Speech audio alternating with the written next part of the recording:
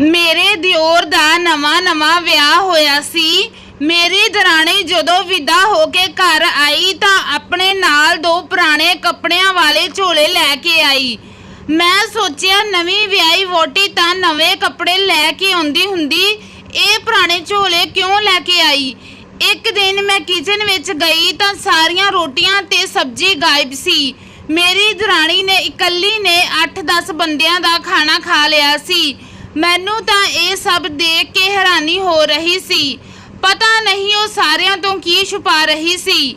ਜਦੋਂ ਮੈਨੂੰ ਉਸ ਦੀ ਸੱਚਾਈ ਪਤਾ ਲੱਗੀ ਤਾਂ ਮੇਰੇ ਹੋਸ਼ ਉੱਡ ਗਏ, ਕਿਉਂਕਿ ਰਾਤ ਦੇ 9 ਵਜੇ ਸੀ। ਅਚਾਨਕ ਮੀਂਹ ਪੈਣ ਲੱਗ ਗਿਆ। ਮੈਨੂੰ ਯਾਦ ਆਇਆ ਕਿ ਛੱਤ ਤੇ ਕੱਪੜੇ ਸੁੱਕਣੇ ਪਾਏ ਨੇ। ਮੈਂ ਜਲਦੀ ਭੱਜ ਕੇ ਛੱਤ ਤੇ ਗਈ ਤਾਂ ਸਾਰੇ ਕੱਪੜੇ ਉਤਾਰ ਕੇ ਉੱਪਰ ਛੱਤ ਤੇ ਬਣੇ ਕਮਰੇ ਵਿੱਚ ਰੱਖਣ ਲੱਗ ਗਈ ਤਾਂ ਉਸ ਕਮਰੇ ਵਿੱਚ ਮੇਰੀ ਨਨਾਣ ਕਿਸੇ ਨਾਲ ਗੱਲਾਂ ਕਰ ਰਹੀ ਸੀ। ਲਾਈਟ ਵੀ ਬੰਦ ਕੀਤੀ ਸੀ। ਜਦੋਂ ਮੈਂ ਲਾਈਟ ਔਨ ਕੀਤੀ ਤਾਂ ਉਸਨੇ ਮੇਰੇ ਵੱਲ ਇਸ ਤਰ੍ਹਾਂ ਦੇਖਿਆ ਜਿਵੇਂ ਉਸ ਦੀ ਕੋਈ ਚੋਰੀ ਫੜੀ ਗਈ ਹੋਵੇ। ਮੈਂ ਪੁੱਛਿਆ, ਰੋਸ਼ਨੀ ਤੂੰ ਇੱਥੇ ਕੀ ਕਰ ਰਹੀ ਹੈ? ਤਾਂ ਉਹ ਬੋਲੀ, ਕੁਝ ਨਹੀਂ ਭਾਬੀ, ਮੇਰੀ ਸਹੇਲੀ ਦਾ ਫੋਨ ਆਇਆ ਸੀ। ਥੱਲੇ ਬਾਰਿਸ਼ ਕਰਕੇ ਨੈਟਵਰਕ ਨਹੀਂ ਆ ਰਿਹਾ ਸੀ, ਇਸ ਲਈ ਮੈਂ ਛੱਤ ਤੇ ਗੱਲ ਕਰਨ ਆ ਗਈ ਸੀ। ਥੋੜੇ ਦਿਨਾਂ ਬਾਅਦ ਹੀ ਮੇਰੇ ਦਿਓਰ ਦਾ ਵਿਆਹ ਸੀ। ਉਹਦੇ ਨਾਲ ਕਾਲਜ ਵਿੱਚ ਇੱਕ ਕੁੜੀ ਮਹਿਕ ਪੜ੍ਹਦੀ ਸੀ। ਉਹ ਦੋਵੇਂ ਇੱਕ ਦੂਜੇ ਨੂੰ ਬਹੁਤ ਪਸੰਦ ਕਰਦੇ ਸੀ, ਪਰ ਘਰ ਦੇ ਪਹਿਲਾਂ ਤਾਂ ਇਸ ਵਿਆਹ ਲਈ ਨਹੀਂ ਮੰਨ ਰਹੇ ਸੀ। ਫਿਰ ਮੇਰੇ ਦਿਓਰ ਦੇ ਜ਼ੋਰ ਪਾਉਣ ਤੇ ਉਹ ਵਿਆਹ ਲਈ ਮੰਨ ਗਏ। ਉਹਨਾਂ ਦੋਵਾਂ ਦਾ ਵਿਆਹ ਹੋ ਗਿਆ। ਮਹਿਕ ਬਹੁਤ ਸੋਹਣੀ ਸੀ। ਮੈਂ ਬਹੁਤ ਖੁਸ਼ ਸੀ। ਮੇਰੀ ਦਰਾਣੀ ਆਉਣ ਵਾਲੀ ਸੀ। ਜਦੋਂ ਉਹ ਘਰ ਆਈ ਤਾਂ ਉਹਦੇ ਕੋਲ ਇੱਕ ਛੋਟਾ ਟੈਚੀ ਸੀ ਤੇ 2 ਪੁਰਾਣੇ ਜਿਹੇ ਝੋਲੇ ਸੀ। ਮੈਂ ਸੋਚਿਆ ਵਿਆਹ ਤੋਂ ਬਾਅਦ ਤਾਂ ਕੁੜੀਆਂ ਨਵੇਂ ਕੱਪੜੇ ਲੈ ਕੇ ਆਉਂਦੀਆਂ ਤੇ ਇਹ ਪੁਰਾਣੇ ਕੱਪੜੇ ਕਿਉਂ ਲੈ ਕੇ ਆਈ। ਉਹਨੇ ਉਹ ਝੋਲੇ ਵੀ ਆਪਣੇ ਹੱਥ ਵਿੱਚ ਹੀ ਫੜੇ ਹੋਏ ਸੀ। ਮੈਂ ਕਿਹਾ, ਮੈਨੂੰ ਫੜਾ ਦਿਓ, ਮੈਂ ਅੰਦਰ ਰੱਖ ਦਿੰਦੀ ਹਾਂ। ਤੇ ਮਹਿਕ ਬੋਲੀ, ਨਹੀਂ ਦੀਦੀ, ਤੁਸੀਂ ਰਹਿਣ ਦੇਵੋ, ਮੈਂ ਖੁਦ ਰੱਖ ਦੇਵਾਂਗੀ। ਮੈਨੂੰ ਥੋੜਾ ਜਿਹਾ ਅਜੀਬ ਲੱਗ ਰਿਹਾ ਸੀ ਕਿ ਦੱਸ ਭਲਾ ਮੈਂ ਕਿਹੜਾ ਤੇਰੇ ਝੋਲੇ ਨੂੰ ਲੈ ਕੇ ਕਿਤੇ ਭੱਜ ਜਾਣਾ ਸੀ। ਵਿਆਹ ਤੋਂ ਅਗਲੇ ਦਿਨ ਮੈਂ ਉਸਦੇ ਕਮਰੇ ਵਿੱਚ ਸਾਫ਼ ਸਫਾਈ ਕਰਨ ਗਈ। ਉਹ ਕਿਤੇ ਬਾਹਰ ਗਏ ਹੋਏ ਸੀ। ਅਚਾਨਕ ਮੇਰੀ ਨਜ਼ਰ ਉਹਦੇ ਪੁਰਾਣੇ ਝੋਲਿਆਂ ਤੇ ਪੈ ਗਈ। ਮੈਂ ਥੋੜਾ ਕੁ ਖੋਲ ਕੇ ਦੇਖਿਆ ਤਾਂ ਉਹਦੇ ਵਿੱਚ ਪੁਰਾਣੇ ਕੱਪੜੇ ਪਏ ਹੋਏ ਸੀ। ਮੈਂ ਸੋਚਿਆ, ਮੇਰੀ ਦਰਾਣੀ ਪਾਗਲ ਤਾਂ ਨਹੀਂ ਜਿਹੜੀ ਆਪਣੇ ਨਾਲ ਪਾਟੇ ਪੁਰਾਣੇ ਕੱਪੜੇ ਲੈ ਕੇ ਆ ਗਈ। ਮੈਂ ਬਾਹਰ ਕੰਮ ਕਰ ਰਹੀ ਸੀ ਤਾਂ ਮੇਰੀ ਸੱਸ ਨੇ ਮੈਨੂੰ ਆਵਾਜ਼ ਮਾਰੀ ਤੇ ਬੋਲੀ, ਅੱਜ ਤੂੰ ਹਜੇ ਤੱਕ ਰੋਟੀ ਨਹੀਂ ਬਣਾਈ? ਮੈਂ ਬੋਲੀ, ਬਣਾਈ ਆ, ਰਸੋਈ ਵਿੱਚ ਹੀ ਆ। ਤਾਂ ਉਹ ਬੋਲੇ, ਇੱਥੇ ਤਾਂ ਕਿਥੇ ਨਹੀਂ ਆ ਕੇ ਦਿਖਾ ਕਿੱਥੇ ਆ। ਮੈਂ ਕਿਚਨ ਵਿੱਚ ਗਈ ਤਾਂ ਜਦੋਂ ਰੋਟੀ ਵਾਲਾ ਡੱਬਾ ਖੋਲ ਕੇ ਦੇਖਿਆ ਤਾਂ ਉਹਦੇ ਵਿੱਚ ਇੱਕ ਵੀ ਰੋਟੀ ਨਹੀਂ ਸੀ, ਨਾ ਹੀ ਸਬਜ਼ੀ ਸੀ। ਮੇਰੀ ਸੱਸ ਮੈਨੂੰ ਬੋਲਣ ਲੱਗ ਗਈ। ਮੈਂ ਕਿਹਾ, ਮੈਂ ਝੂਠ ਨਹੀਂ ਬੋਲ ਰਹੀ ਹਾਂ, ਸੱਚੀ ਖਾਣਾ ਬਣਾਇਆ ਸੀ। ਮੈਂ ਤਾਂ ਆਪ ਬਹੁਤ ਹੈਰਾਨ ਸੀ ਕਿ ਸਾਰਾ ਖਾਣਾ ਗਿਆ ਕਿੱਥੇ। ਸਾਡਾ ਰੌਲਾ ਸੁਣਦੇ ਹੀ ਮੇਰੀ ਨਨਾਣ ਤੇ ਦਰਾਣੀ ਵੀ ਆ ਗਈਆਂ। ਉਹ ਬੋਲੀਆਂ, ਸਾਨੂੰ ਭੁੱਖ ਬਹੁਤ ਲੱਗੀ ਸੀ, ਇਸ ਲਈ ਅਸੀਂ ਸਾਰਾ ਖਾਣਾ ਖਾ ਲਿਆ। ਮੈਨੂੰ ਤਾਂ ਕੁਝ ਸਮਝ ਨਹੀਂ ਆ ਰਿਹਾ ਸੀ ਕਿ ਇਹ ਦੋਨੋਂ ਪੂਰੇ ਪਰਿਵਾਰ ਦੀਆਂ ਰੋਟੀਆਂ ਕਿਵੇਂ ਖਾ ਸਕਦੀਆਂ। ਵੈਸੇ ਮੇਰੀ ਦਰਾਣੀ ਦਾ ਸੁਭਾਅ ਬਹੁਤ ਵਧੀਆ ਸੀ। ਉਹ ਹਰ ਕੰਮ ਵਿੱਚ ਮੇਰੀ ਮਦਦ ਕਰਦੀ ਸੀ।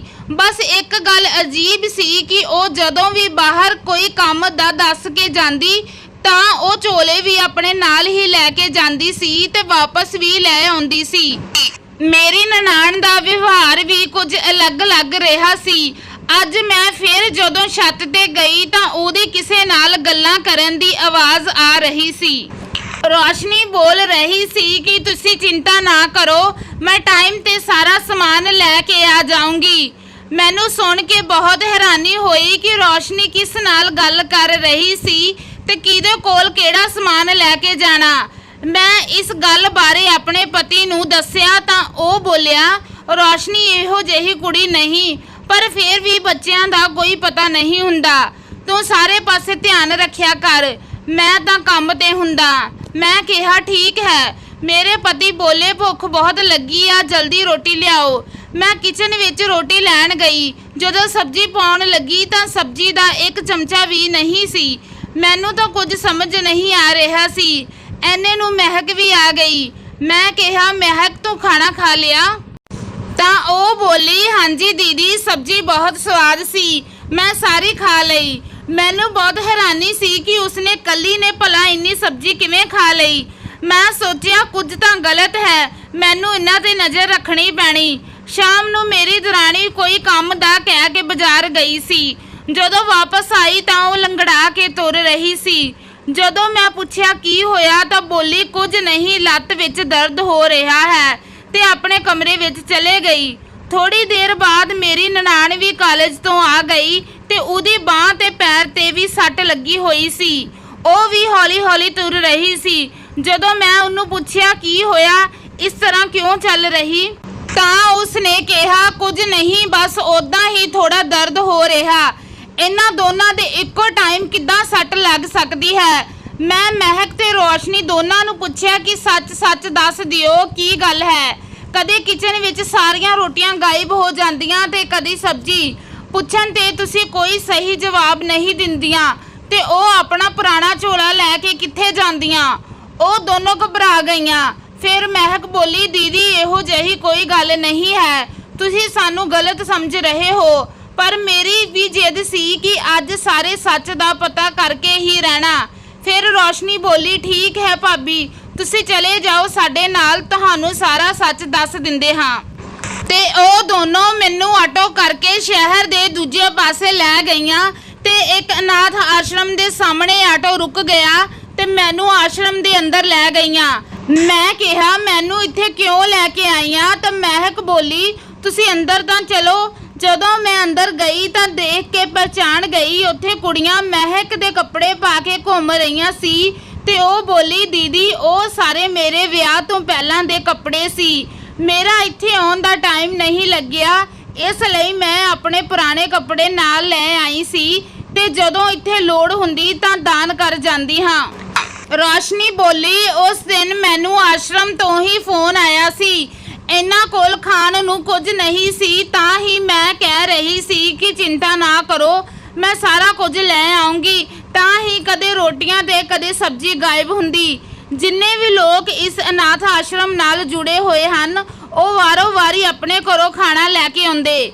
ਅਸੀਂ ਘਰ ਵਿੱਚ ਕਿਸੇ ਨੂੰ ਵੀ ਇਸ ਬਾਰੇ ਨਹੀਂ ਦੱਸਿਆ ਸੀ, ਕਿਉਂਕਿ ਸਾਨੂੰ ਪਤਾ ਨਹੀਂ ਸੀ ਕਿ ਤੁਸੀਂ ਸਾਨੂੰ ਇਹ ਕੰਮ ਕਰਨ ਦਵੋਗੇ ਜਾਂ ਨਹੀਂ। ਉਹਨਾਂ ਦੀ ਗੱਲ ਸੁਣ ਕੇ ਮੇਰੀ ਤਾਂ ਬੋਲਤੀ ਬੰਦ ਹੋ ਗਈ। ਉਹ ਬਹੁਤ ਨੇਕ ਕੰਮ ਕਰ ਰਹੀਆਂ ਸੀ। ਮੈਂ ਪੁੱਛਿਆ, ਤੁਹਾਡੇ ਦੋਨਾਂ ਦੇ ਇੱਕੋ ਟਾਈਮ ਸੱਟ ਕਿਵੇਂ ਲੱਗੀ? ਤਾਂ ਮਹਿਕ ਬੋਲੀ, ਦੀਦੀ ਅੱਜ ਅਸੀਂ ਆਸ਼ਰਮ ਵਿੱਚ ਸਬਜ਼ੀ ਲੈ ਕੇ ਜਾ ਰਹੀਆਂ ਸੀ ਤਾਂ ਪਿੱਛੇ ਕੁੱਤੇ ਪੈ ਗਏ। ਅਸੀਂ ਦੋਨੋਂ ਡਰ ਦੇ ਮਾਰੇ ਭੱਜ ਗਈਆਂ ਤੇ ਡਿੱਗ ਗਈਆਂ, ਤਾਂ ਹੀ ਸਾਡੇ ਦੋਨਾਂ ਦੇ ਸੱਟ ਲੱਗ ਗਈ। ਮੈਂ ਵੀ ਪ੍ਰਣ ਕਰ ਲਿਆ ਸੀ ਕਿ ਮੈਂ ਵੀ ਇਸ ਨੇਕ ਕੰਮ ਵਿੱਚ ਉਹਨਾਂ ਦੀ ਮਦਦ ਕਰੂੰਗੀ ਤੇ ਗਰੀਬਾਂ ਦਾ ਸਹਾਰਾ ਬਣੂੰਗੀ।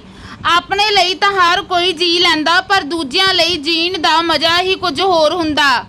ਕਹਾਣੀ ਕਿਵੇਂ ਦੀ ਲੱਗੀ ਦੱਸਣਾ ਜ਼ਰੂਰ, ਤੇ ਇਸੇ ਤਰ੍ਹਾਂ ਦੀਆਂ ਹੋਰ ਵੀਡੀਓਜ਼ ਦੇਖਣ ਲਈ ਸਾਡੇ ਚੈਨਲ ਨੂੰ ਜ਼ਰੂਰ ਸਬਸਕ੍ਰਾਈਬ ਕਰਨਾ। ਹੁਣ ਮਿਲਦੀ ਹਾਂ ਇੱਕ ਨਵੀਂ ਵੀਡੀਓ ਦੇ ਨਾਲ, ਤਦ ਤੱਕ ਲਈ ਧੰਨਵਾਦ।